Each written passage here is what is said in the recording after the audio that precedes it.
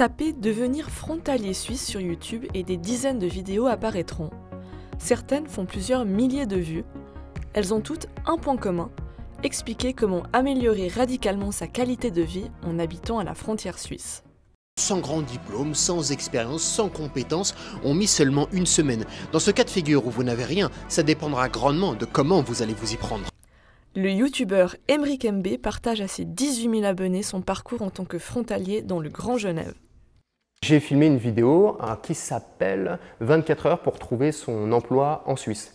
Et puis voilà, j'ai démarché les entreprises comme ça avec mon CV, je filmais tout ça en caméra cachée et je donnais mes opinions, je partageais aussi les moments difficiles du départ et puis les moments où j'étais un petit peu émerveillé par la beauté du pays.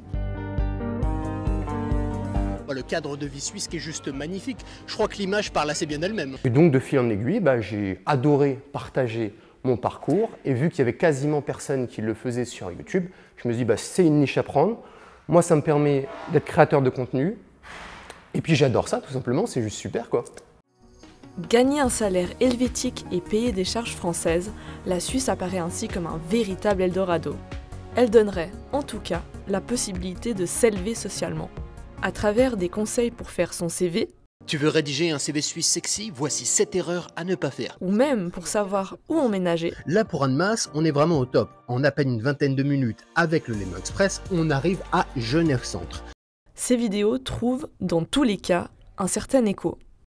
Il y a des gens qui adorent ce que je fais et je reçois énormément de remerciements et ça me fait toujours grandement plaisir quand je me fais arrêter dans la rue et que les gens me disent « c'est grâce à toi que je suis venu ici et ça a changé ma vie ». Aujourd'hui, je suis dans un cadre de vie beaucoup plus sympathique, je gagne beaucoup mieux ma vie, ça c'est en tout cas les retours que j'en ai. Et il y a vraiment un remerciement de ça, et qui est sincère et qui est profond.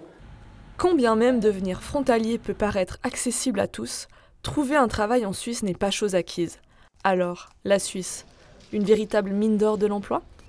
Moi, je pense que c'est un mensonge, parce qu'en fait, ou disons une demi-vérité, parce qu'effectivement, les salaires sont beaucoup plus élevés, mais il y a des lois en Suisse, il faut compter 20% en moins à cause des charges sociales, et ce qui coûte très très cher dans la frontière, c'est tout ce que vous avez au niveau des loyers, des biens de consommation. Selon les statistiques du Crédit Agricole, seul un quart des frontaliers n'ont aucun diplôme. La plupart sont diplômés d'une formation en études supérieures. La majorité des frontaliers se dirigent surtout vers les secteurs de la santé humaine et de l'action sociale, du commerce de détail, de la construction, de l'hébergement et de la restauration. Si vous êtes qualifié, oui, effectivement, on a des bonnes chances de trouver du travail, mais il faut arriver avec des diplômes.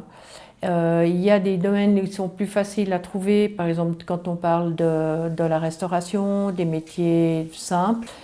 Si on parle du domaine médical, bien sûr, on trouve. En 2023, Genève comptait plus de 104 000 frontaliers. 20 000 permis G de plus ont été délivrés comparé à l'année précédente. Une augmentation exponentielle. Emric, lui, a vu sa chaîne gagner 18 000 abonnés en moins de 2 ans.